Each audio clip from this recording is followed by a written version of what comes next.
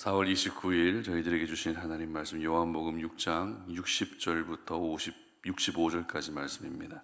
제자 중 여럿이 듣고 말하되 이 말씀은 어렵도다 누가 들을 수 있느냐 한데 예수께서 스스로 제자들이 이 말씀에 대하여 수군거리는 줄 아시고 이르시되 이 말이 너희에게 걸림이 되느냐 그러면 너희는 인자가 이전에 있던 곳으로 올라가는 것을 본다면 어떻게 하겠느냐 살리는 것은 영이니 육은 무익하니라. 내가 너에게 이른 말은 영이요 생명이라. 그러나 너희 중에 믿지 아니하는 자들이 있느니라 하시니 이는 예수께서 믿지 아니하는 자들이 누구며 자기를 팔 자가 누구인지 처음부터 아심이로라. 또 이르시되 그러므로 전에 너희에게 말하기를 내 아버지께서 오게 하여 주지 아니하시면 누구든지 내게 올 수 없다 하였노라 하시니라. 아멘. 살리는 것은 영이니 육은 무익하니라 라는 제목으로 오늘 아침 말씀 전합니다. 건강에 도움이 되는 음식이 있는 반면에 건강을 해치는 음식이 있습니다. 그리고 건강에 도움이 되는 습관이 있는 반면에 건강을 해치는 습관도 있습니다. 그리고 내게 유익한 사람이 있는 반면에 무익한 사람도 있고 내게 유익한 물건이 있는 반면에 무익한 물건도 있습니다. 이처럼 유익한 것이 있다면 무익한 것도 있는데 우리 삶의 많은 부분들이 이렇게 나뉘어집니다. 오늘 본문은 오병이어 사건에 담겨진 심오한 영적 진리를 선포하시고 나서 제자들의 반응을 기록하고 있습니다. 이렇게 특정 사건을 가지고 말씀을 길게 전하신 일은 복음서에서는 굉장히 드문 일인데요. 그만큼 오병이어 사건이 주는 메시지가 분명하고 또 강력하다는 의미일 것입니다. 오병이어 사건은 단순히 5천 명의 사람들이 허기진 배를 채울 수 있었던 것을 초월해서 그보다 더 중요한 진리가 담겨져 있었습니다. 먼저 예수님의 말씀을 들은 후에 제자들의 반응을 기록하고 있는 오늘 본문 60절 말씀을 보겠습니다. 60절입니다. 제자 중 여럿이 듣고 말하되 이 말씀은 어렵도다 누가 들을 수 있느냐 한데 어떤 반응이었다고 기록하고 있습니까? 어렵다라는 것입니다. 예수님이 말씀하신 내용은 어제 우리가 주일 예배 때도 살펴봤던 것처럼 내가 생명의 떡이다, 이 세상에 생명을 주기 위해 하늘에서 온 생명의 떡이다라고 하는 이런 말씀이었습니다. 오병이어 기적을 통해서 많은 사람들이 허기진 배를 채웠지만 그것은 일시적일 뿐 내가 생명의 떡이고 나를 믿으면 영원히 살 수 있다, 영원히 줄이지 않을 것이다 라고 그렇게 말씀하셨습니다. 예수님은 생명의 떡인 나를 믿어야 영적인 배부름을 경험할 수 있다고 말씀하신 것인데 제자들은 어떻게 받아들였습니까? 예수님의 말씀을 문자 그대로 받아들였기 때문에 어려울 수밖에 없었던 것입니다. 저희들이야 이미 예수님의 십자가의 죽음을 경험한 사람들이고 또 예수님의 말씀에 대한 여러 설교 말씀도 들었기 때문에 쉽게 이해할 수 있지만 만약 우리가 예수님 당시에 이 현장에 있던 사람들이라면 예수님이 전하신 말씀을 듣고 잘 이해가 되지 않아서 똑같이 어렵다라고 느꼈을 것입니다. 참고로 요한복음을 우리가 처음 시작하면서 요한복음의 기록 목적을 제가 말씀드렸는데요.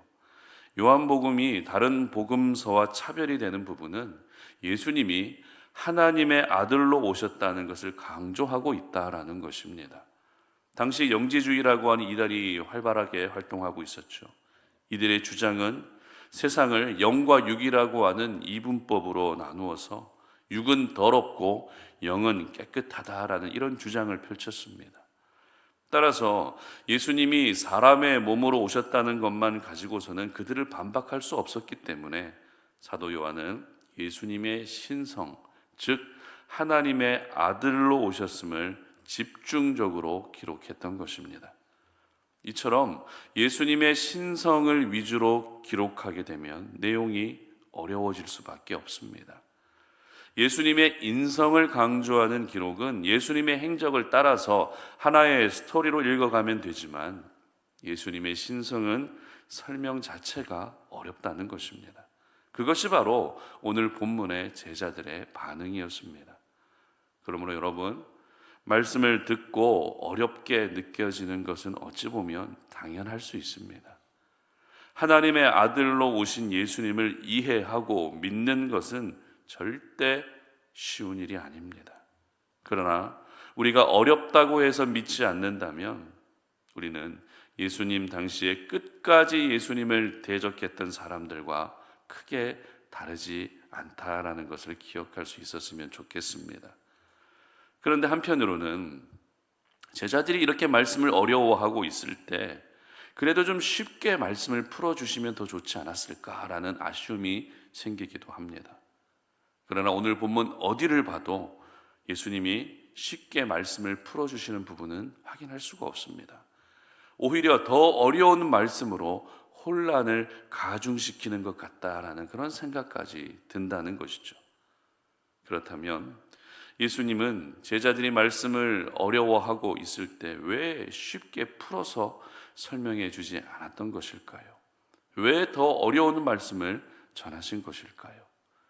그 이유는 어렵다고 해서 믿지 않는 사람은 쉽게 설명해 준다고 해도 여전히 믿지 않을 것이기 때문입니다.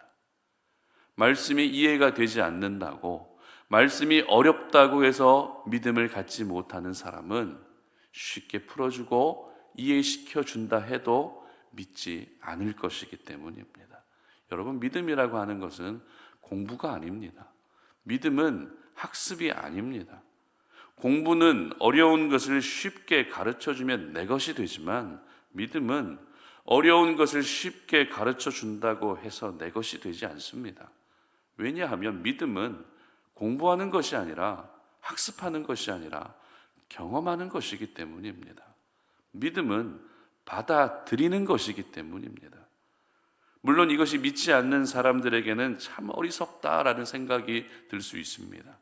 어떻게 이해가 되지 않는데 받아들일 수 있느냐라고 비아냥거릴 수도 있습니다. 그런데 여러분, 이해돼야만 믿는다면 그 믿음은 머릿속에만 맴도는 아무 능력도 경험할 수 없는 지식에 불과할 뿐이지만 이해되지 않아도 어려워도 받아들이게 되면 그 믿음은 내 인격을 변화시키고 내 삶을 변화시키는 진정한 믿음의 시작이 되는 것입니다. 그러므로 여러분, 어렵다고 해서 믿음을 포기하지 않으셨으면 좋겠습니다. 어렵다고 해서 의심하지 않았으면 좋겠습니다. 어려워도 받아들일 수 있는 성숙한 하나님의 사람들이 되시기를 바랍니다. 특별히 제자들이 말씀을 어려워하고 있을 때 예수님이 하신 말씀을 저희들은 주목해야 되는데요. 63절 말씀을 보도록 합니다. 살리는 것은 영이니 육은 무익하니라. 내가 너희에게 이른 말은 영이요 생명이라. 아멘. 살리는 것은 영이니 육은 무익하다는 것입니다. 성경에서 영과 육은 가장 대조되는 표현 중에 하나죠. 사도 요한은 요한복음에서 예수님을 소개할 때도 빛과 어두움이라고 하는 대조, 구원과 심판이라고 하는 대조, 진리를 따르는 자와 악을 따르는 자라는 대조되는 표현을 자주 사용합니다. 오늘 본문에서도 역시 예수님의 말씀을 인용하면서 영과 육이라는 대조되는 표현을 사용했고, 결국 우리가 추구하고 사모해야 할 것이 무엇인지를 정확하게 말씀하고 있었던 것입니다.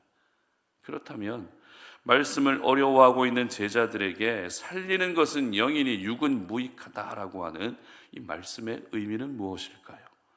바로 말씀을 대할 때 우리가 세상 지식을 바탕으로 말씀을 대하는 것이 아니라 내 안에 내주하시고 역사하시는 성령의 다스림을 받아야 한다는 것입니다.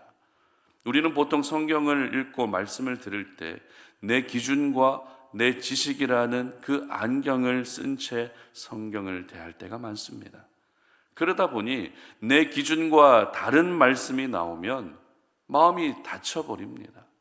내 생각과 다른 말씀이 나오면 내 마음을 닫아버린다는 것입니다. 내 지식에서 이해가 되지 않으면 어렵다고 또 마음을 닫아버립니다. 그러면 결국 아무리 오랫동안 신앙생활을 하고 교회를 나오고 해도 믿음이 자라지 않습니다. 믿음이라는 것은 하나님의 말씀을 나에게 주시는 말씀으로 받아들일 때 자라나고 성장하게 되는데, 내 기준과 내 지식에서 말씀이 받아들여지지 않으니 내게 주시는 말씀이 전혀 없는 것입니다. 말씀이 없으니 항상 제자리 걸음만 하게 되는 것입니다. 그러나 말씀 앞에서 우리가 성령의 다스림을 받게 되면 내 기준과 달라도, 내 상식, 내가 가지고 있는 경험과 환경 안에서 모든 것들이 이해가 되지 않아도 성령의 다스림을 받게 되면 아멘으로 그 말씀을 받아들이게 되는 것입니다. 내 지식과 충돌돼도 아멘으로 받아들이게 되는 것입니다. 그러면 결국 내게 주시는 말씀이 쌓이고 쌓여서 엄청난 신앙의 진보를 이루게 되는 것입니다. 그러므로 저희들은 앞서 우리가 말씀 앞에서 보았던 것처럼 성령의 인도함을 받을 수 있어야 됩니다. 하나님, 내가 말씀을 읽으려고 하는데 성령으로 조명하여 주시옵소서. 하나님, 말씀이 선포되고 있습니다. 이 선포되는 말씀 앞에서 성령의 감동을 주시고 제가 아멘으로 화답할 수 있게 하여 주시옵소서. 이 기도가 말씀 앞에 말씀을 대할 때 반드시 해야 되는 기도인 것입니다. 여러분, 그러므로 오늘 예수님께서 우리에게 말씀해 주신 살리는 것은 영이니 육은 무익하다라고 하는 이 말씀도 아멘으로 받을 수 있었으면 좋겠습니다. 우리는 습관처럼 육에 속한 사람처럼 살 때가 참 많습니다. 육에 속한 사람이라는 것은 죄의 본능을 이기지 못하고 죄와 가까운 삶을 사는 것이죠. 내가 하고 싶은 대로만 사는 것입니다. 그리고 무엇을 먹고 무엇을 마실지 오로지 이 땅의 일에만 연연하며 사는 것을 말합니다. 그러나 육에 속한 삶은 무익하다는 것을 기억하시기를 바랍니다. 육에 속한 삶은 우리 영혼에 아무 유익이 없습니다. 하지만 살리는 것은 영이라는 사실을 믿으신다면 우리는 오늘도 성령을 사모하게 될 수밖에 없죠. 성령을 환영하게 됩니다. 성령의 이끌림 받은 삶을 살게 되는 것입니다. 바라기는 여러분 모두가 무익한 육을 따르지 않으셨으면 좋겠습니다. 유익한 성령만 따르시기를 바랍니다. 나를 살리는 영을 따르시기를 바랍니다. 예수 믿고 구원받은 모든 하나님의 자녀들에게는 성령이 내주하고 계십니다. 여러분이 느끼지 못하고 있다 할지라도 예수 믿은 그 순간 성령이 우리 가운데 함께하고 계십니다. 그래서 그 성령이 온전히 내 생각을 다스리고 내 삶을 다스릴 수 있도록 삶의 주도권을 다 내어드리셔서 말씀을 깨닫게 해주시는 은혜도 경험하시고, 그리고 여러분을 살려주시는 그 은혜까지도 경험하는 그런 귀한 은혜가 있으시기를 주님의 이름으로 축복합니다. 함께 기도합니다. 살아계신 하나님, 오늘도 우리가 주의 말씀 앞에 우리의 모습을 돌아봅니다. 살리는 것은 영이니 육은 무익하다 말씀하셨는데 나는 과연 지금 무엇을 쫓고 살아가고 있는지, 무엇을 위해 살아가고 있는지 우리의 모습을 돌아봅니다. 하나님, 육에 속한 사람으로 살지 않게 하시고 영에 속한 사람으로 살 수 있도록 은혜 베풀어 주시옵소서. 성령의 이끌림 받을 수 있도록 매 순간마다 우리가 하나님의 도우심을 구하게 하시고 내 안에 살아서 역사하고 계시는 성령 하나님께 온전히 붙들림 받은 하나님의 사람들 되게 하여 주시옵소서. 그래서 오늘 하루도 하나님의 성령에 이끌림 받아져서 우리 영혼에 참된 유익을 경험할 수 있는 복된 하루가 되게 하여 주시옵소서. 감사드리며 예수님의 이름으로 기도드립니다. 아멘.